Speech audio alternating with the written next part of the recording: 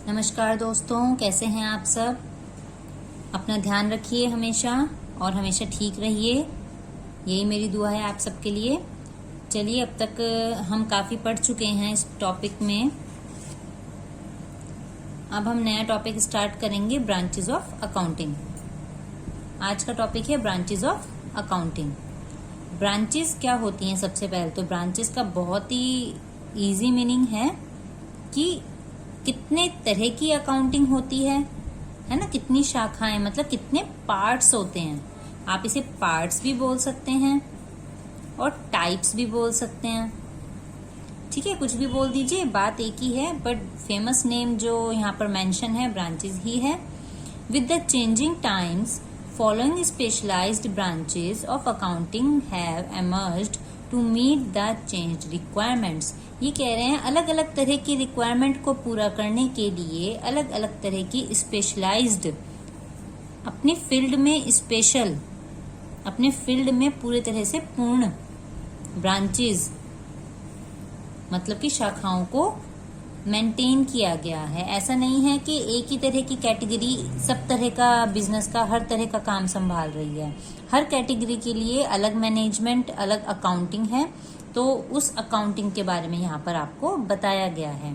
जैसे पहला है financial accounting, second one is cost accounting, third one is management accounting. तो ये तीन तरह की अकाउंटिंग में से डिस्ट्रीब्यूट किया गया है। अकाउंटिंग के तीन पार्ट्स बनाए गए हैं, ठीक है, कह दीजिए तीन टाइप्स बनाए गए हैं, जिससे इजी हो जाता है कि कौन अपना काम देखेगा और दूसरे के काम में इन्वॉल्व नहीं होगा, जिससे कोई भी कंफ्यूजन क्रिएट नहीं होगा और काम बहुत स्मूथली चलेगा।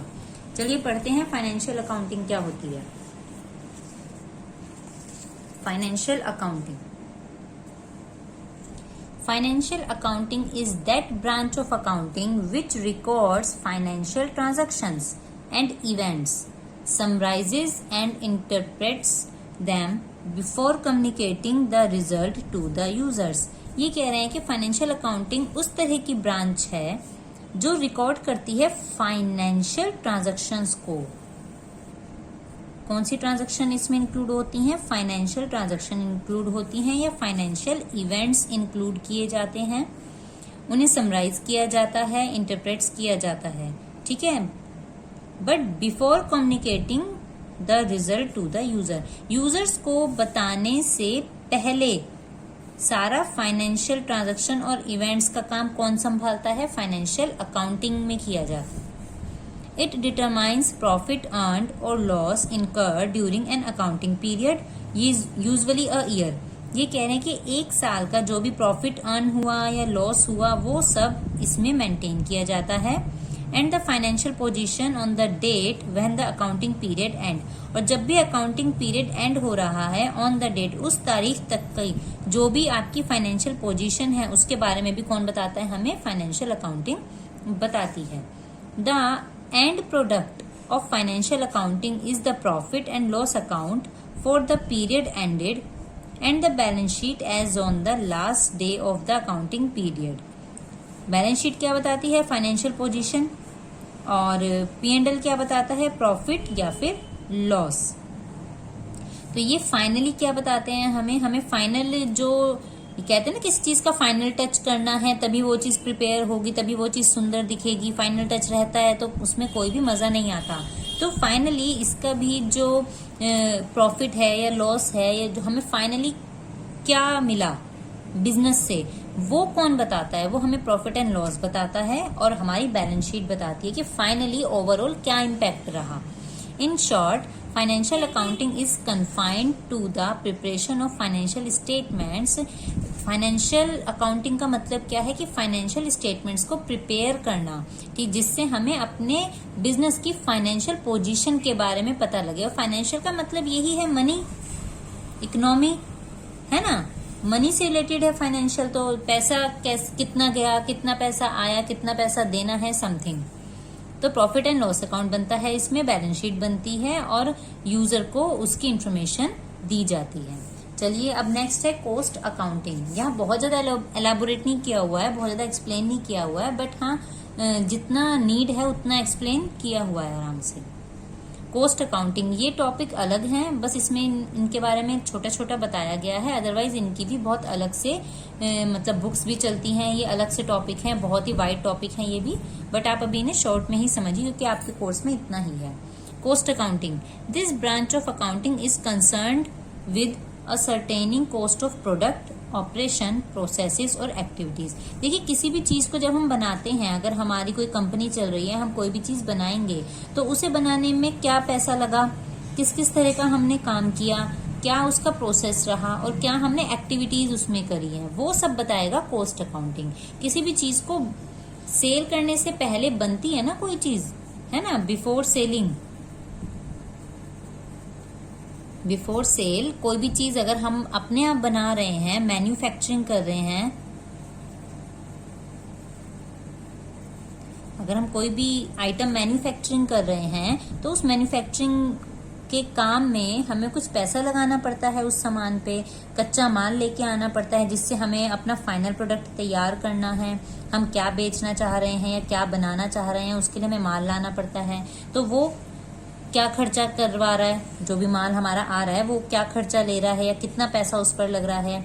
हमारी मशीन्स जो वहां पर हैं वो मशीन्स हमें क्या कहते हैं, कितने में पड़ रही हैं, उस मशीन पे क्या खर्चा हो रहा है, जो प्रोसेस चल रही है किस किस तरह का और अदर आइटम वहां पर लग रहा है, या हमारे माल की ढुलाई कितनी लग रही है, एक जगह से दूसरी जगह माल लेके जाना पड़ता है, रॉ मटेरियल को लेके आना पड़ता है। हर छोटी से छोटी एक्टिविटी जो किसी भी आइटम को मैन्युफैक्चरिंग करने में लगती है, वो सारी की सारी एक्टिविटी या अमाउंट कह दो, वो सब कॉस्ट अकाउंटिंग में कवर होती है। ठीक है, it is that branch of accounting which deals with recording cost with the objective of ascertaining, reducing and controlling cost। इस अकाउंटिंग में क्या किया जाता है, इस तरह से कॉस्ट को रिकॉर्ड किया जाता है, इस तरह से हम सोचते हैं कि अपनी कॉस्ट को रिकॉर्ड कर सकें जिससे एक तो वो निश्चित हो जाए कि हर प्रोडक्ट पे हमें कितना अमाउंट रखना है और हम अपने टोटल खर्चे को कम कर सकें, या फिर अगर हमारा खर्चा बढ़ रहा है तो उसे कंट्रोल कैसे करें, ये सब भी यहीं पर पता लगता है। कहने की बात यह है, फाइनल प्रोडक्ट तैयार करने से पहले पहले की जितनी भी प्रोसेस होती है वो सब कॉस्ट अकाउंटिंग में ही फाइनल होती है। अगला management accounting. Management accounting is the most recently developed branch of accounting. ये सबसे ज्यादा डेवलप्ड ब्रांच ऑफ अकाउंटिंग है। It is concerned with generating accounting information relating to funds, cost, profit, etc. as it enables the management in decision making।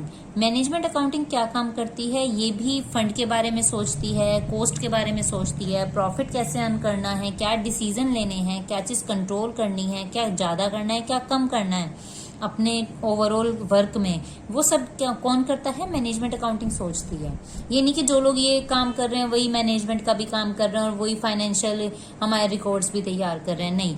Financial accounting को prepare करने के लिए अलग लोग हैं, अलग एक टीम बनाई हुई है। कॉस्ट अकाउंटिंग की अलग टीम होती है, मैनेजमेंट अकाउंटिंग एक अपनी अलग टीम होती है जो अलग अलग तरह के काम देखती है। We may say that management accounting addresses the needs of a single user group, that is the management। ये मेन क्या काम करती है मैनेजमेंट अकाउंटिंग, जितने भी आपके मैनेजमेंट के लोग हैं, जितने भी आपके मैनेजमेंट के लोग हैं, सिंगल यूजर ग्रुप है जो आपका, उन्हें हेल्प करती है। ठीक है ना, उनका एक ग्रुप है जो डिसीजन लेता है कि किस तरह से हमें फंड मिलेंगे कोई काम करने के लिए, या हमारी कॉस्ट क्या आएगी, अगर आ रही है तो उसे किस तरह से रिड्यूस करें, कैसे कंट्रोल करें अपने एक्सपेंस पे, हमारा प्रॉफिट पिछले साल से ज्यादा है या कम है, इस तरह के सारे डिसीजन मैनेजमेंट अकाउंटिंग लेती है। ठीक है, तो ये थे आपके 3 branches of accounting, financial accounting, cost accounting, management accounting. हमारी फिलहाल मेन बात है फाइनेंशियल अकाउंटिंग की, क्योंकि आपकी अकाउंट्स है तो ये इस पे चलेगी पूरी, तो हम आगे आने वाले समय में इसी के ऊपर सारे टॉपिक को डिस्कस करेंगे। ठीक है, चलिए चलते हैं। आप अपना ध्यान रखिएगा, इसे जरूर पढ़िएगा अच्छे से। ठीक है, मिलते हैं नेक्स्ट वीडियो में, तब तक के लिए बाय, थैंक यू।